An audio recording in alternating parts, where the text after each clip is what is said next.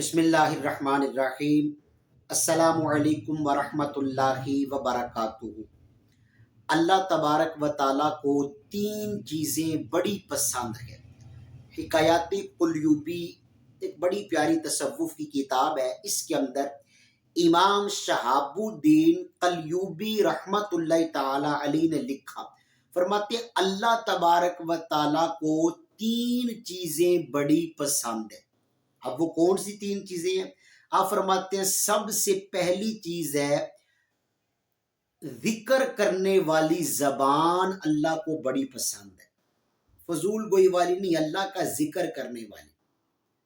دوسرے نمبر پہ فرمایا شکر کرنے والا دل اللہ کی ذات کو بڑا پسند ہے، نا شکری والا نہیں۔